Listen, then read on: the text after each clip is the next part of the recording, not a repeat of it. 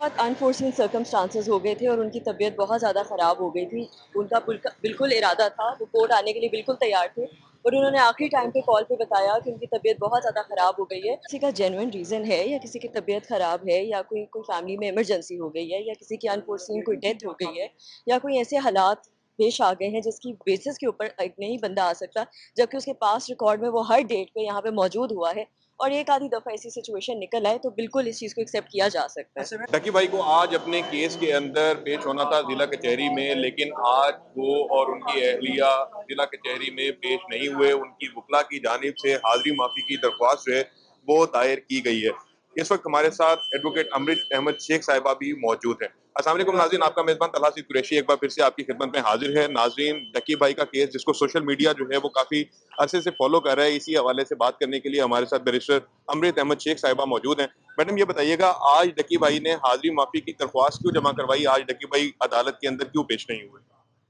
एक बहुत unforeseen circumstances हो गए थे और उनकी तबीयत बहुत ज़्यादा ख़राब हो गई थी। उनका बिल्कुल इरादा था, वो कोर्ट आने के लिए बिल्कुल तैयार थे, पर उन्होंने आखिरी टाइम पे कॉल पे बताया कि उनकी तबीयत बहुत ज़्यादा ख़राब हो गई है। उनको फूड पॉइज़निंग हो गई थी जिसकी वजह से वो कोर्ट नहीं आ सके। अच्छा मैम, प्लीज ये बताइएगा कि हाजिरी माफी की दरख्वास्त जो जैसे है आज, इसके ऊपर जज साहब ने क्या रिमार्क्स दिए हैं? क्या जज साहब ने ये दरख्वास्त जो है वो कबूल कर ली है या नहीं की है?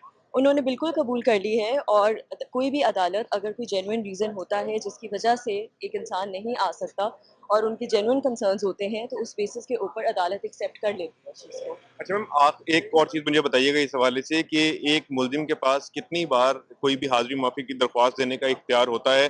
क्या पहले ऐसा प्रेसिडेंस मौजूद है कि अगर एक मुल्जिम जो है वो मुतअद्दिद बार हाजिरी माफी की दरख्वास्त दे तो उसको अदालत कबूल करे?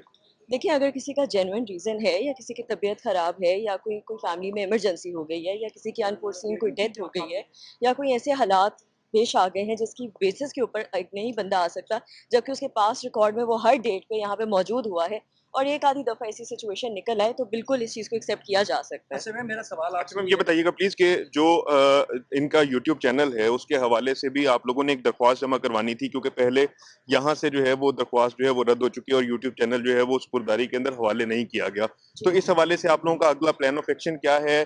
एक्शन क्या कैसे कैसे लेंगे? क्या दरख्वास्त जमा करवाएंगे इस हवाले से, और कब तक वो दरख्वास्त जो है वो हम देख सकते हैं कि जमा हो जाएगी? देखिए, एफ़िडेविट ऑलरेडी जमा हो चुका है जिसमें हम लोग ये ऑलरेडी बता चुके हुए हैं कि किस तरीके से उनके पास इसका मेन एक्सेस तो नहीं है, लेकिन उनके पास इसका एडिटर एक्सेस की वजह से वो वीडियोज़ अपलोड हो रही हैं, जो कि वो खुद ऑब्वियसली नहीं कर रहे। जहाँ तक बात रहती है दूसरी एप्लीकेशन के लिए, तो वो हम लोगों ने इंशाल्लाह अगली समात में उनको कोर्ट को जमा अच्छा करवा मैम, मेरा देंगे। सवाल आपसे ये है कि अगर आज उनकी हाजिरी माफी की दरख्वास्त कबूल ना की जाती तो आज उनके वारंट जो है वो जारी हो सकते थे। देखिए, बात ये है कि जब इस तरह की सिचुएशन आ जाती है या जब कोई बहुत ज़्यादा संगीन किस्म की सिचुएशन आ जाती है, तो 99% कोर्ट इन चीज़ों को एक्सेप्ट कर लेता है। क्योंकि वो अंडरस्टैंड करते हैं कि अगर एक इंसान अपनी सब तारीखों पे या सब जगहों पे हाज़िर था और अगर वो एक आधी दफ़ा नहीं आ सका, तो उसमें कोई इतनी इमरजेंसी वाली बात नहीं होगी, यकीनन इसी वजह से वो नहीं आ पाए, तो वो उस चीज़ को एक्सेप्ट कर लेते हैं। मैम 1% के हवाले से भी बता दें आपने कि 99% चांसेस होते हैं कि कबूल हो जाती है। नहीं, वो बहुत बहुत रेयर सर्कमस्टांसेस होते हैं क्योंकि उनके कोई इतने हीनियस क्राइम्स तो जैसे पता है नहीं। वो कोई मर्डर करके तो भागे नहीं हुए हैं, ज़ाहिर-सी बात है। या कोई और तरह के तो उनके पास इंडाइटेबल ऑफेंस का कोई उनके पास इस तरह के नहीं है, तो ज़ाहिर-सी बात है इस तरह की जगहों पे एक्सेप्शंस क्रिएट हो जाती अच्छा हैं। मैम, यहीं पे आप प्लीज एक मिनट स्टे कर लीजिएगा।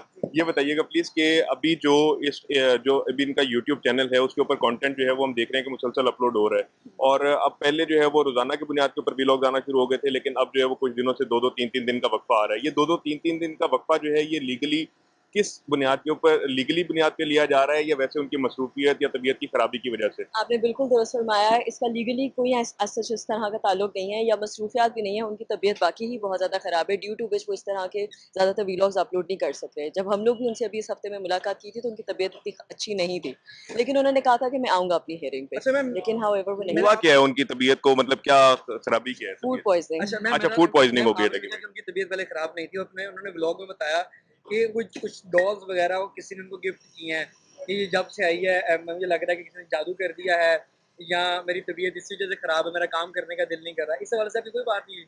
नहीं, उन्होंने इस हवाले से कोई ऐसी बात नहीं की है और वो ज़ाहिर-सी बात है जो बातें वीलॉग्स में होती हैं, वो कभी-कभार फॉर फन और फॉर ह्यूमर भी हो जाती होती हैं। लेकिन हाउएवर उनकी जो तबीयत इस वक़्त ख़राब हुई है, फ़िलहाल के लिए वो फूड पॉइज़निंग की वज़ह से हुई है किसी डॉल की वजह से तो फिलहाल नहीं हुई है। अच्छा मैम, इसमें प्लीज ये बताइएगा कि अभी जो इनके यूट्यूब चैनल के ऊपर जो कंटेंट जो है वो जिस तरह से अभी अपलोड कर रहे हैं, क्या आप समझते हैं जैसे एफिडेविट जो है वो जमा करवाया गया था आप लोगों की तरफ से, लेकिन लास्ट टाइम पे भी जज साहब ने कहा कि एफिडेविट जो है वो इजाजतनामा नहीं होता, तो इसमें आप क्या समझते हैं कि क्या जो उनके पहले वीलॉग अपलोड किए गए हैं वो किसी भी तरह से लीगली आगे इनको नुकसान पहुंचा सकते हैं? देखिए, जो पुराने व्लॉग्स अपलोड हुए हैं, उन्होंने अपने एफिडेविट में ये बात पहले भी बात बता चुकी हुई है, वो बता चुके हुए हैं कि किस तरीके से वो एक एडिटर एक्सेस था और एडिटर एक्सेस की बेसिस के ऊपर वो अपलोड हुए हैं। हाउएवर अगर हम ये दूसरी बात करते हैं, जहाँ तक आप ये कह रहे हैं कि उन चीज़ों को अनजस्टिफाइड कंसिडर किया जाए या ना किया जाए, तो ज़ाहिर-सी बात है वो अदालत की डिस्क्रेशन होती है। लेकिन उन्होंने एक हमारी तरफ से एक एप्लीकेशन, एक इंटरिम एप्लीकेशन सीखी हुई है, जो कि हम उनको अगली समात में जमा करवा देंगे। अच्छा मैम, ये बताइएगा कि अभी तक जो डकी भाई ने जितने भी यूट्यूब पे जो वीलॉग जो हैं वो अपलोड किए हैं, इसका हवाले से एनसीसीआई ने कहा था कि हम अलग से भी प्रोसीड करेंगे। क्या एनसीसीआई की जानिब से उसके खिलाफ अभी तक कोई दरख्वास्त जो है वो दायर की गई है? नहीं, बिल्कुल कोई उनकी तरफ से कोई दरख़्वास्त नहीं एज़ सच उनकी तरफ से आई गई, बल्कि आज की समाअत में जज साहब ने जब उनसे पूछा भी कि आपको किसी किस्म की कोई प्रॉब्लम है, तो उन्होंने वहाँ पे खड़े होके ये बात की इनकारी की है कि हमें किसी किस्म का कोई प्रॉब्लम नहीं। अच्छा मैम, इसमें ये बताइएगा कि अभी जो यानी कि मैं आपसे दोबारा ये जो चीज़ पूछ रहा हूँ, क्योंकि मैंने जितने भी मेरी वकील हज़रात से बात हुई उनका ये कहना था कि केस प्रॉपर्टी के साथ अगर छेड़छाड़ की जाती है, तो वो मुल्ज़िम को ट्रायल के अंदर उसका नुकसान हो सकता है। तो अब जो यूट्यूब चैनल है इनका, ये इनका यूट्यूब चैनल भी केस प्रॉपर्टी था क्योंकि एनसीसीआई की जानिब से इसको सीज़ किया गया। तो आप कैसे समझते हैं कि इसके ऊपर जो है वो इनके लिए प्रॉब्लम नहीं बनेगा? देखिए, केस प्रॉपर्टी में उनकी वो एप्लीकेशंस हैं जो उनके चालान में लिखी गई हैं। अगर उन एप्लीकेशंस के साथ या उन चैनल्स के साथ, उस चैनल में उस जो लिंक्स हैं उनके साथ कोई छेड़छाड़ होती है, तब प्रॉब्लमैटिक बात है। ओवरऑल जो चैनल है उसके साथ तो पहली बात कोई इश्यू था भी नहीं। हाउएवर अगर उन्होंने वो जिस अकाउंट से उसको सीज़ किया गया है, उस अकाउंट से उनकी तरफ से कोई वीडियो अपलोड नहीं हुई, और मैं ये रिपीट कर दूँ, उस अकाउंट से उन्होंने अपलोड नहीं की गई। जो एडिटर एक्सेस था उस अकाउंट से अपलोड हुई थी और वो सीजर मेमो में नहीं था। मैम देखें, अकाउंट तो सेम ही है, मतलब सेम अकाउंट के ऊपर ही वीडियोस अपलोड हो रही हैं, चाहे वो एक बंदा कर रहा है, ए कर रहा है या बी कर रहा है, लेकिन अल्टीमेटली वो जा तो वो डकी भाई के अपने यूट्यूब चैनल के ऊपर ही रही हैं। आपका एक पब्लिक अकाउंट है, उसके 3-4 एक्सेस हैं, ठीक है? जिस एक्सेस के ऊपर पाबंदी लगाई गई है, उस एक्सेस को सीजर मेमो में डाला गया है। अगर एक्सेस को प्रॉपर बंद करना था, तो फिर बाकी मेमोज़ को बाकियों को ईमेल्स को भी डालना चाहिए था।